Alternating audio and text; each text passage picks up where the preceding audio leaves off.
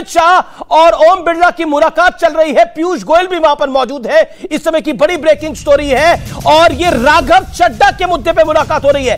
कल राज्यसभा में जो कुछ हुआ है उस मुद्दे पर मुलाकात हो सकती है। यह इस समय की यह बड़ी खबर है। ओम बिरला के साथ यह मुलाकात है, लोकसभा स्पीकर है, लेकिन पीयूष गोयल से भी अमित शाह की मुलाकात है, जो कि राज्यसभा में सदन के नेता हैं।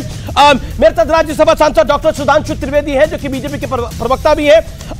आज जो बात निशिकांत दुबे ने बोली, क्या आपको लगता है कि आप बीते 15 वर्षों से इस बात को बोल रहे हैं, लेकिन कांग्रेस कह रही है, इसका असर क्या है, इसका इंपैक्ट क्या है? सुधांशु। देखिए, निशिकांत जी ने एक बात बहुत स्पष्ट कही कि कांग्रेस को समस्या क्या है।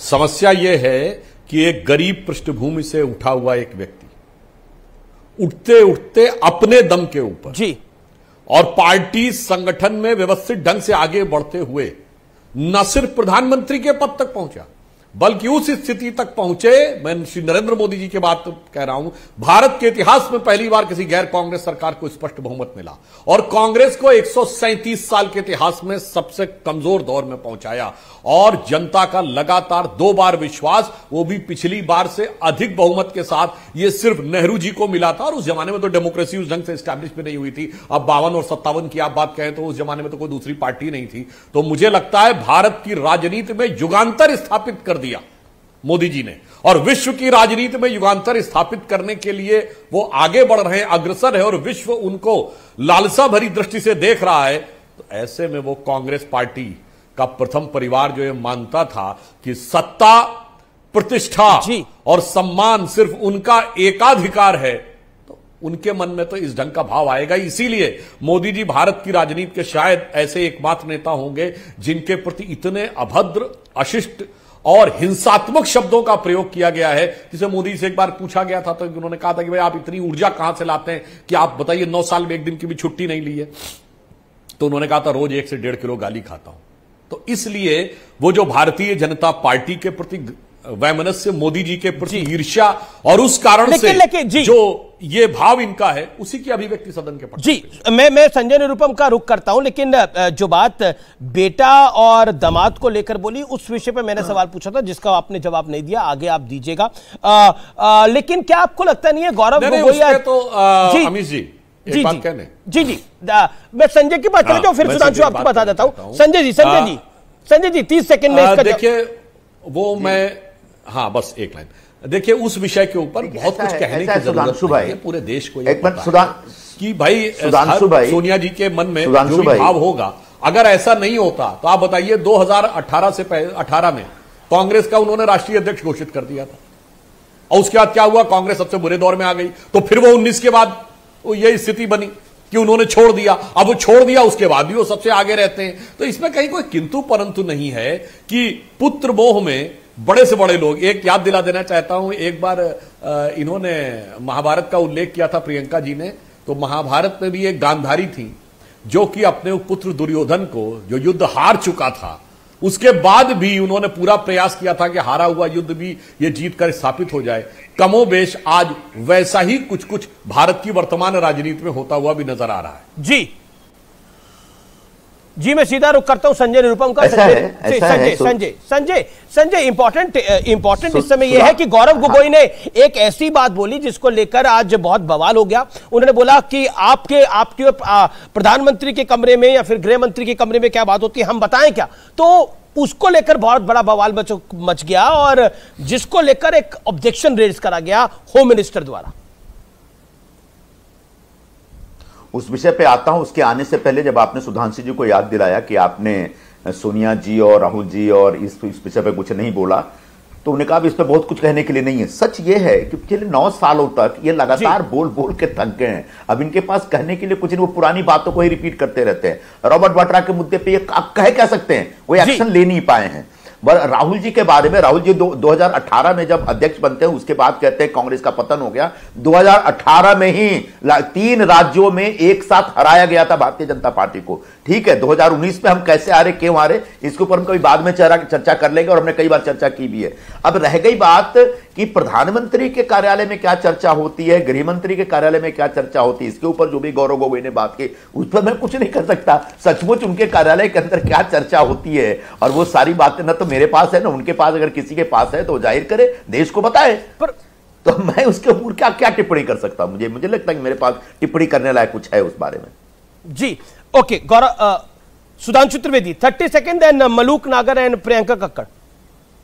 बिल्कुल स्पष्ट जो बात संजय निरुपम जी ने कही, वो गौरव गोगोई जो बोले वो कोई नई बात नहीं बोले। याद करिए प्रणब मुखर्जी जी वित्त मंत्री थे, उन्होंने आरोप लगाया था कि उनके कमरे के अंदर बगिंग की गई है इन्हीं की सरकार में। तो इनकी यह फितरत रही है।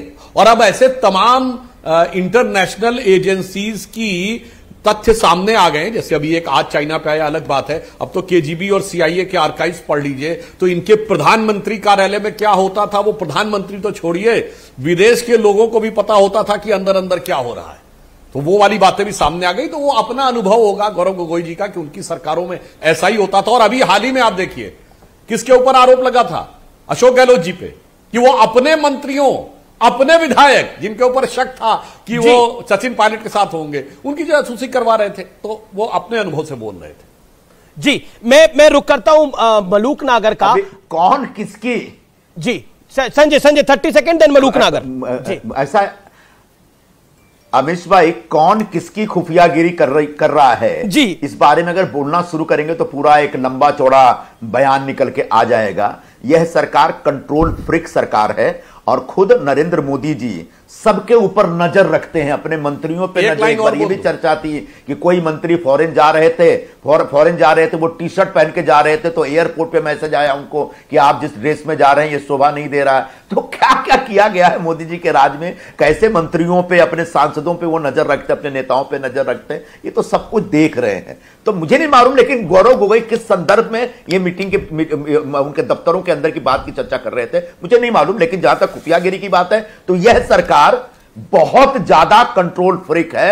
यह सरकार अपोजिशन के ऊपर भी नजर रखती है, अपोजिशन के कामकाज को हमेशा नियंत्रित करने की कोशिश करती है। और उनके घर में तो ऐसा है कि 2 लोगों के अलावा कोई नेता ही नहीं है, प्रधानमंत्री और अमित शाह के अलावा। किसकी हिम्मत है जो कुछ बोलते हैं? कोई मंत्री होने के लायक, क्या आपको जेपी नड्डा नेता नहीं लगते? क्या आपको जेपी नड्डा नेता नहीं लगते? राजनाथ सिंह नेता नहीं लगते? योगी आदित्यनाथ नेता नहीं लगते? हेमंत बिस्वा शर्मा नेता नहीं लगते? संजय जी 10 सेकंड। बहुत अच्छा सवाल, बहुत अच्छा सवाल कर दिया आपने। सब नेता हैं लेकिन कोई फैसला लेने लायक नहीं है। क्या जेपी नड्डा अध्यक्ष होने के बावजूद भारतीय जनता पार्टी में कोई फैसला स्वयं ले सकते हैं? कतई नहीं। जब तक प्रधानमंत्री जी और गृह मंत्री जी का कंसेंट नहीं आएगा, उनकी सहमति नहीं आएगी, बीजेपी का अध्यक्ष कोई फैसला कर ही नहीं सकता। राजनाथ सिंह बहुत बड़े नेता हैं लेकिन अपने मंत्रालय का फैसला वो नहीं करते। रफाल का डील करने के लिए प्रधानमंत्री जाते हैं, अध्यक्ष गृह मंत्री तो उधर ही रह जाते, अरे रक्षा मंत्री तो उधर ही रह जाते हैं। तो कई जो मेजर फैसले उनके डिपार्टमेंट के हैं वो प्रधानमंत्री ले रहे हैं। ठीक है ले सकते हैं, प्रधानमंत्री सारे मंत्रालयों का प्रमुख होता है, इंचार्ज होता है। लेकिन जो आपने सवाल किया, ये नेता तो है लेकिन फैसला लेने के लायक नहीं है। सुधांशु रिप्लाई, आपको sharp reply, Sudhanshu sharp reply. बिल्कुल शार्प पॉइंटेड। जी पता नहीं संजय निरुपम जी को ध्यान नहीं आया, जब राफेल का सौदा फाइनल करने रक्षा मंत्री जी गए थे राजनाथ सिंह जी अगस्त 2019 में, तब आप लोगों ने मुद्दा बनाया था कि उन्होंने उस पर स्वास्तिक क्यों बना दिया। अरे भैया, राफेल पे स्वास्तिक बनाया, उसका मुद्दा बनाने वाले चूंकि मैं राफेल लाने की बात नहीं, राफेल डील की बात कर रहा हूं। वो तो फाइनल नहीं कर सकते। डील किसी आप लोगों को याद रखना चाहिए कि आप क्या बोल रहे हैं या समस्या। और किसने नड्डा जी, अच्छा ये बताइए डील किसने साइन की थी? हमारी पार्टी में नहीं हो सकता कि राहुल गांधी जी पिछले संसद सत्र में, याद करिए, वो खड़े होकर बयान दे रहे थे और दोनों सदनों के नेता प्रतिपक्ष पीछे खड़े हुए थे, अधीर रंजन चौधरी और खड़गे। कंट्री टू कंट्री डील ही तो prime minister to prime minister या फिर prime minister to president deal होती है। लेकिन देखिए अन्याय हो रहा है मलूक नागर के साथ और प्रियंका जी के साथ। गांधी जी ने करवाई। जी ये सीबीआई के डायरेक्टर बने तो प्रधानमंत्री गए थे। चलिए उस समय के रक्षा मंत्रालय की तो लास्ट टाइम मुझे अच्छी तरह से याद है 2018 में, 2018 के अंदर जब नो कॉन्फिडेंस मोशन आया था, जब राफेल का मुद्दा था और राहुल गांधी ने प्रधानमंत्री को बहुत कुछ कहा था और फिर गले भी लगा लिया था जाकर। जी मलूक नागर वेट कर रहे हैं। बात कर रहे हो, एक बात करो, मुझे लो प्लीज। हाँ प्लीज, एक लाइन जोड़ो। मलूक नागर वो एक लाइन बोलना चाह रहे हैं, संजय निरुपम, आपको मौका दे रहा हूं। फिर ऐसा मेरा कहना मिनट। सिर्फ मैं इतना याद दिलाना चाह रहा था कि संजय जी बोलिए। के लिए कोई रक्षा मंत्री नहीं जाता। रक्षा मंत्रालय का इतना बड़ा रक्षा सौदा करने के लिए पेरिस कोई रक्षा मंत्री नहीं जाता, प्रधानमंत्री स्वयं जाते हैं पेरिस और वहां रक्षा सौदा करते हैं और रक्षा मंत्रालय को पता ही नहीं है। रक्षा मंत्रालय के विभाग के अंदर की जो एजेंसियां हैं, जो अलग अलग कमेटियां हैं, उनका कंसेंट नहीं है, उनकी सहमति नहीं है। तो ऐसे में रक्षा राफेल पर आप लेकर तो आए थे पिछली बार। मैं सवाल पूछता हूं मलूक नगर।